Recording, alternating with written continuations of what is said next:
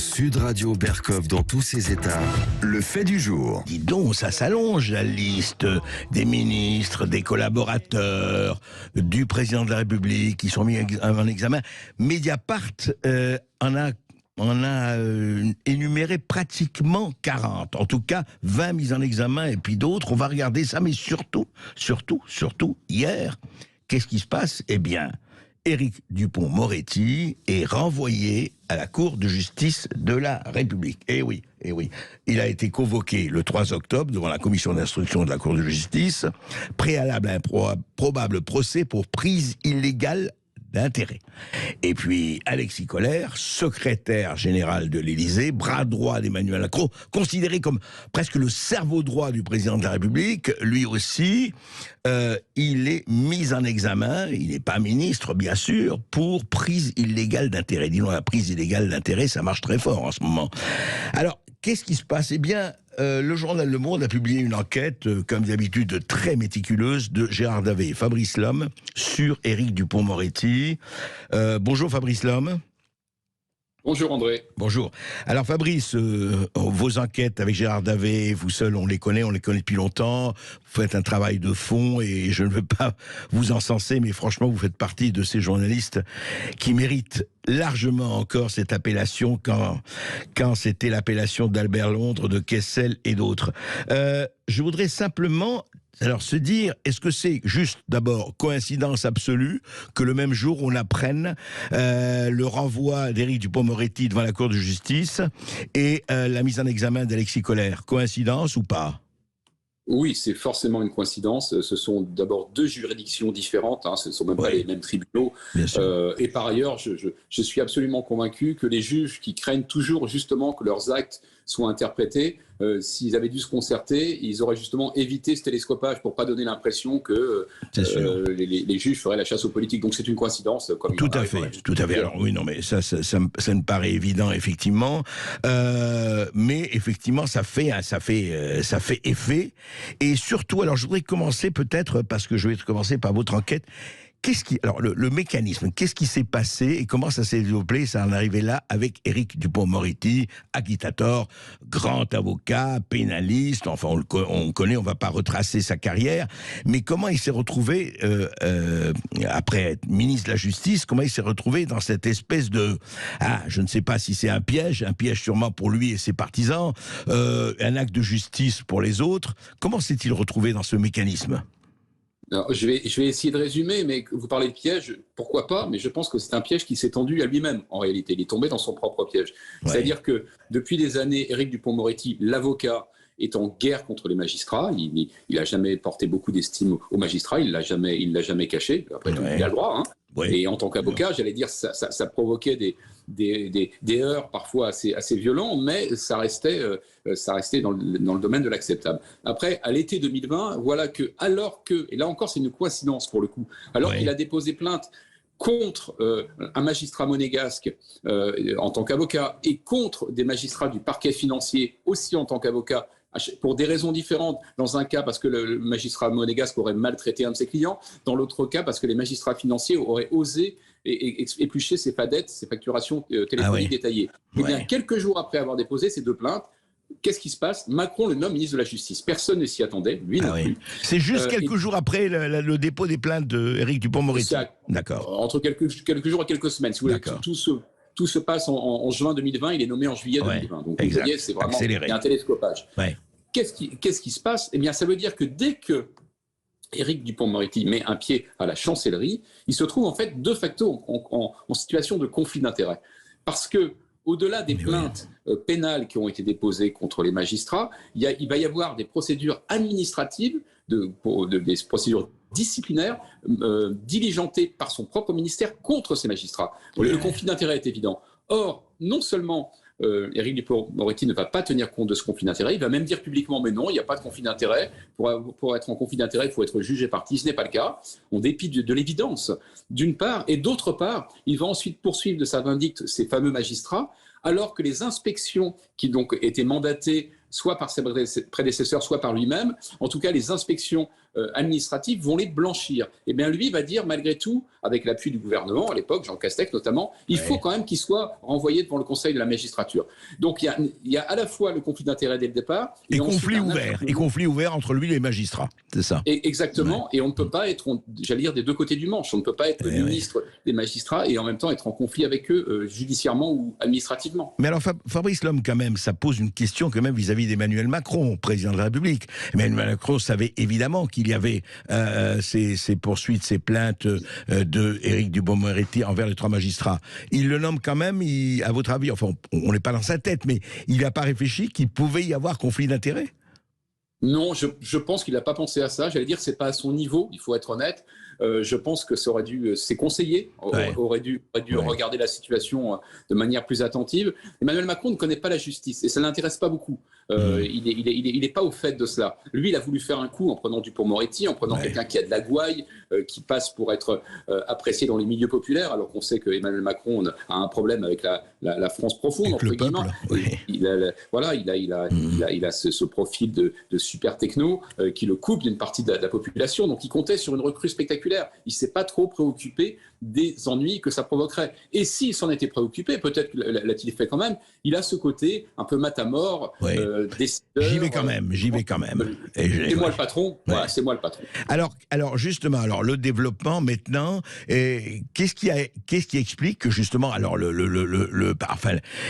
on l'avait blanchi, le parquet national financier, vous avez estimé que il n'y avait pas lieu de poursuivre, que c'était à classer sans suite. Anticor, l'association anticorruption, contre-attaque. Et comment ça se fait que le 3 octobre, donc hier, vous avez écrit ce papier juste avant, est convoqué donc. Comment ça se fait que la Cour de justice remet sur le tapis? Comment vous expliquez ça, Fabrice Lhomme? Non, alors en fait, c'est tout simple. La Cour de justice, c'est tout à fait cohérent. C'est par rapport à cette situation de conflit d'intérêts que j'évoquais tout à l'heure. Des syndicats de magistrats, scandalisés par cette situation, avaient déposé plainte contre Dupond-Moretti pour prise illégale d'intérêt, qui est la traduction pénale du conflit d'intérêts.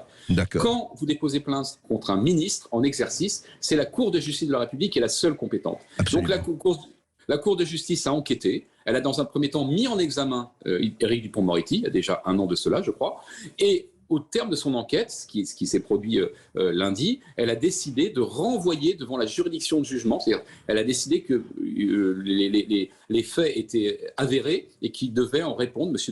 Dupond-Moretti, dans le cadre d'un procès qui se tiendra donc devant la Cour de justice de la République. Voilà où on en est. Alors on en est là, et donc on verra ce qui va se passer, bien sûr.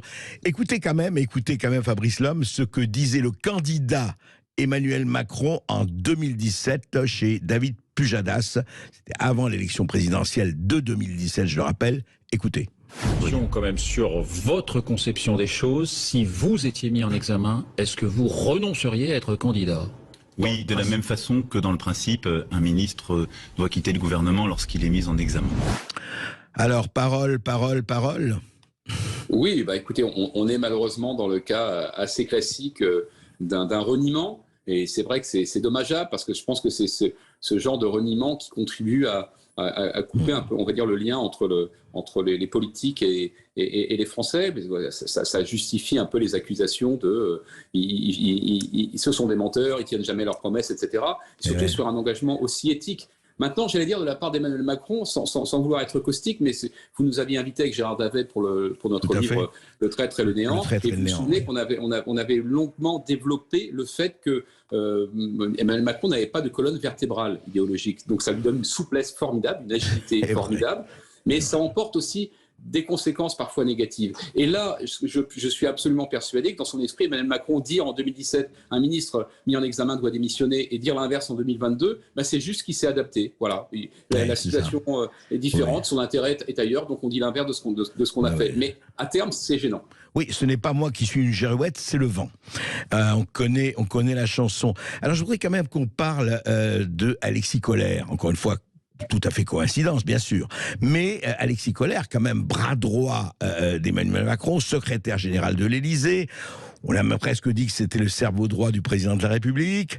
Mise en examen. Alors l'affaire, effectivement, Mediterranean Shipping Company. Est-ce que vous pouvez aussi nous la résumer et donner aussi votre avis, Fabrice Lhomme, votre analyse? Oui, alors non, il faut la résumer de manière vraiment très, très simple, parce que si on entre dans les détails, c'est assez complexe. Mais évidemment, pour résumer, il a eu, de par ses fonctions, on va dire, un droit de regard sur des chantiers navals avec une compagnie qui s'appelle MSC, compagnie qui en fait avait des intérêts, avec des liens avec sa famille, tout simplement, notamment à travers ses cousins. Et donc là, on est devant, a priori, un conflit d'intérêts assez évident. Alors, il avait tenté de s'en défendre. Emmanuel Macron, même dans le cadre de la procédure judiciaire, avait fait un courrier, c'est assez inédit, un président de la République qui écrit à un juge pour dire, en gros, que Alexis Kohler avait été mis de côté par rapport à ses affaires avec MSC, qu'il n'y avait donc pas de conflit d'intérêts, etc. Bon, la justice, pour l'instant, considère qu'il y a prise illégale d'intérêts. Voilà. Donc, on est dans une phase un peu avant celle du Dupond-Moretti. Il est seulement mis en examen, il n'est pas encore renvoyé devant le tribunal, ce qui peut arriver en fin d'enquête. Mais il n'empêche qu'en termes d'image, évidemment, c'est embarrassant. C'est quand même, comme vous l'avez dit, le cerveau droit d'Emmanuel Macron. En tout cas, je pense que c'est la seule personne avec Brigitte Macron qui a l'oreille du président. Et donc, ça l'affaiblit considérablement. Et le fait, ça paraît normal que ce soit pour Éric Dupond-Moretti ou pour Alexis Kohler, tous les deux, on dit nous sommes là, et tous les deux ont été maintenus, en tout cas Alexis Kohler, tout de suite dans l'heure qui vient, etc. C'est de bonne guerre. C'est de bonne guerre, ça revient à ce qu'on disait tout à l'heure, c'est-à-dire qu'Emmanuel Macron n'entend pas se laisser dicter son agenda politique, ni par la justice, ni par les médias. Vous savez, on connaît son allergie aux corps intermédiaires, et même au contre-pouvoir au pluriel en général, c'en est une nouvelle illustration. Mais il faut qu'il mesure les avantages et les inconvénients de cette posture. Les avantages, c'est que je ne donne pas prise, parce que accepter la démission, ça veut dire reconnaître une erreur, voire une faute. Mais d'un autre côté, ça donne aussi le sentiment qu'on se fiche finalement de ce qui se passe à l'extérieur et qu'on reste droit dans ses bottes, quoi qu'il arrive. Oui, c'est droit dans ses bottes quoi qu'il arrive, sauf que ce ne soit pas des bottes de 7 lieues de la fuite en avant. Juste un mot, à votre avis, on va pas faire de la prédication, c'est pas votre rôle, c'est pas le mien, mais est-ce que à terme, ça peut quand même précipiter tout ce climat quand même un peu délétère, et pas seulement intérieur mais extérieur, dans lequel on vit actuellement? Je parle du point de vue des rapports du citoyen avec la politique. Vous l'avez déjà esquissé, mais est-ce que ça ne peut pas aggraver cela? Oui, c'est ce que je crains, alors que ça ne devrait pas être le cas.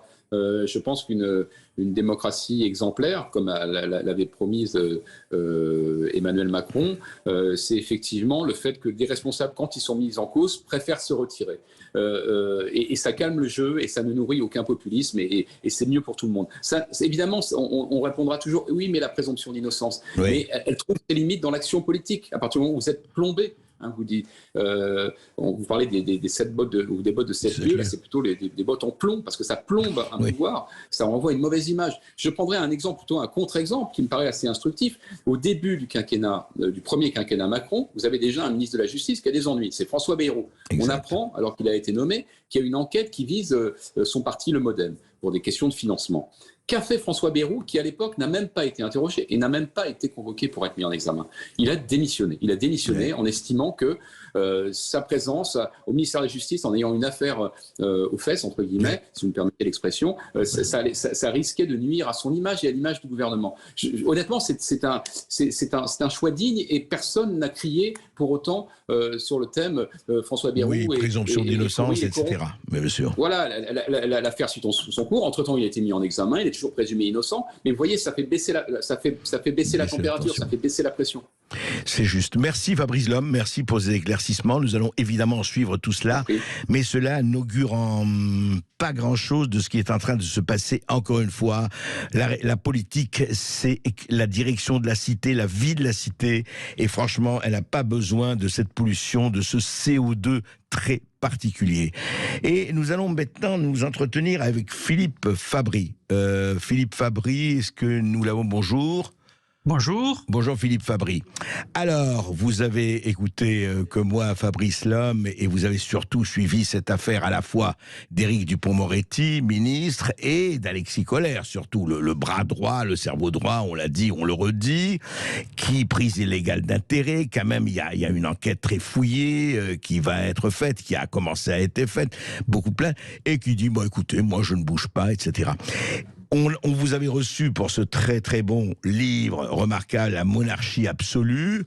Est-ce que c'est encore une manifestation de la monarchie absolue, Philippe Fabry ?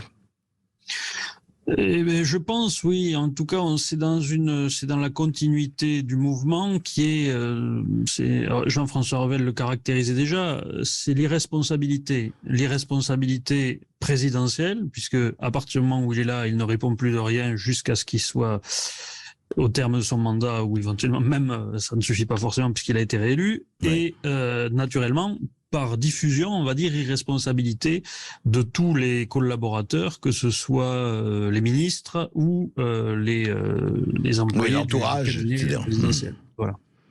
Alors justement, vous avez Mediapart notamment et puis beaucoup d'autres ont donné la liste des collaborateurs qui ont été mis en examen ou poursuivis, etc. C'est vrai qu'elle est relativement impressionnante. On ne va pas faire une généralisation, mais quand même, ça veut dire quoi ? Ça veut dire, vous en avez parlé dans votre livre, Philippe Fabry, mais là, dans ces cas-là, ça veut dire, écoutez, je fais ce que je veux, carte télé mon bon plaisir, c'est comme ça, présomption d'innocence, donc circuler, il n'y a rien à voir. D'ailleurs, ça a été la première conclusion du parquet pour Éric Dupond-Moretti. On verra le reste. Oui, tout à fait. Et puis, vous savez, dans le président absolu, j'expliquais que ce qui caractérisait le régime français, c'est qu'au fond, il est structurellement autoritaire. Donc, il y a ces côtés, effectivement, un peu ancien régime, où quand quelqu'un est effectivement responsable de quelque chose, on cherchera à l'exfiltrer discrètement, mais il faut surtout pas que ça atteigne le crédit du monarque. Donc, on est tout à fait dans ce mouvement-là. Je pense malgré tout qu'il y a une erreur de la présidence sur ce cas-là. C'est que ça fait un moment qu'on voit ce genre de choses. On se souvient de l'affaire Benalla également qui avait fait scandale. Mais je pense qu'il y a un problème qui est mal géré ou mal vu par Emmanuel Macron en ce moment, c'est que la situation a totalement changé. Parce qu'en 2018, c'était encore le jeune président fringant qui arrivait, qui avait une majorité absolue à l'Assemblée. Aujourd'hui, il est plus dans cette situation-là. Il n'a plus de majorité à l'Assemblée. Il rentre de ses congés, non pas en ayant compris que les règles du jeu avaient changé du fait de cette nouvelle distribution parlementaire, mais avec la volonté justement de remettre au centre du jeu la présidence, le Conseil national de la refondation qui veut former, ensuite la menace de dissoudre l'Assemblée si jamais on vote pas les choses dans le sens qu'il veut, ce qui est inédit dans l'utilisation de la dissolution. Oui, c'est intéressant. Oui, il a menacé, il a dit si j'ai pas mon accord sur la réforme de retraite, je dissous. Tout à fait. Donc au-delà de la nature du régime globalement, on constate une espèce de crispation, en particulier durant ces derniers mois, jusqu'au moment où le peuple français a semblé dire que ce régime, on n'en veut plus. On veut retourner à un régime dans lequel le Parlement discute, travaille et décide. Oui. C'est le sens du vote des Français aux législatives. C'est assez clair, en tout cas, de ce point de vue-là. Maintenant, à votre avis, alors justement, ces deux affaires vont s'ajouter aux autres. Et à votre avis, qu'est-ce qui peut en sortir ? Je ne parle pas des procès et des conclusions, que ce soit de la Cour de justice ou autre. Et qu'est-ce qui peut en sortir ? C'est une désaffection de plus en plus grande, un fossé de plus en plus grand entre le pouvoir et les citoyens et les administrés ? Oui. Alors bon, c'est pas la première fois qu'on a ce genre d'affaires. Certains sont allés jusqu'au bout et ça n'a jamais effectivement ça n'a jamais fait tomber la présence de la République. Voilà, peut-être qu'il se passera rien.